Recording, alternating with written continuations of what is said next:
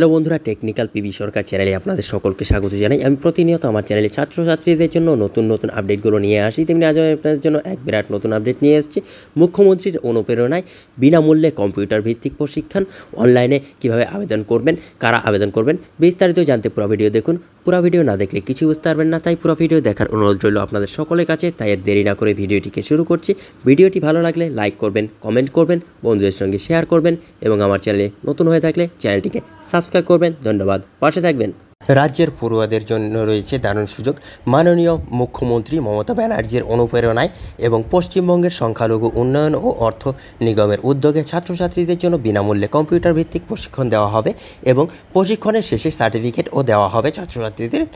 কোন ছাত্রছাত্রীরা সরকারের এই প্রশিক্ষণ নিতে পারবে এবং এই প্রশিক্ষণ নেওয়ার জন্য ছাত্রছাত্রীদের কী যোগ্যতা প্রয়োজন, এছাড়াও কতদিন ধরে চলবে এই প্রশিক্ষণ, সমস্ত জানতে আজকের এই ভিডিওটি সম্পূর্ণ দেখবেন। সংখ্যালঘু ছাত্রছাত্রীদের কম্পিউটার ভিত্তিক প্রশিক্ষণ রাজ্য সরকারের তত্ত্বাবধানে এবং পশ্চিমবঙ্গ সংখ্যালঘু উন্নয়ন ও অর্থ নিগমের উদ্যোগে রাজ্যের সংখ্যালঘু ছাত্রছাত্রীদের কম্পিউটার ভিত্তিক প্রশিক্ষণ দেওয়া হবে।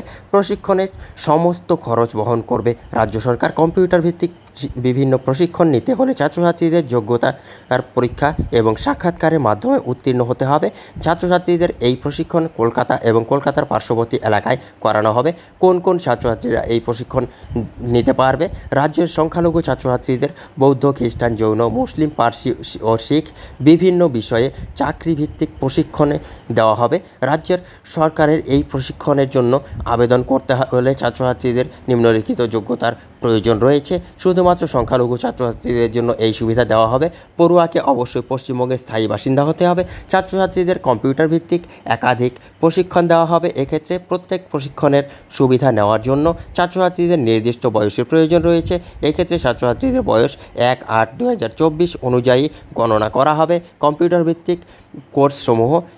এবার দেখে নেওয়া যাক রাজ্য সরকারের তরফ থেকে রাজ্যের সংখ্যালঘু ছাত্রছাত্রীদের কোন কোন কোর্স করানো হবে।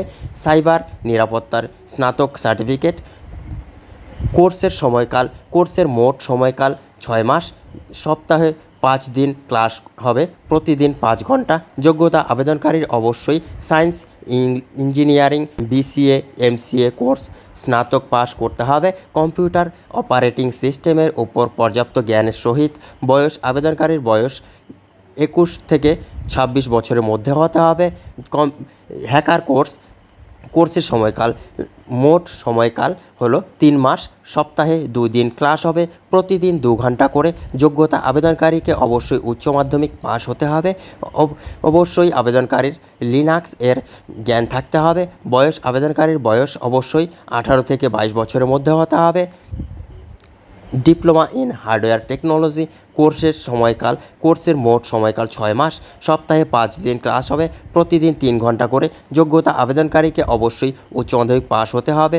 বয়স, আবেদনকারীর বয়স অবশ্যই 18 থেকে 22 বছরের মধ্যে হতে হবে। গুরুত্বপূর্ণ তারিখ ও লিঙ্ক: অফিসিয়াল ওয়েবসাইট www.wbmdfc.org। অনলাইনে আবেদনের সরাসরি portal https training.wbmdfc.org। Minor apps. আবেদনের শেষ তারিখ 21/9/2024। Helpline number 1800 120 2130। বন্ধুরা, এই ছিল আজকের আপডেট।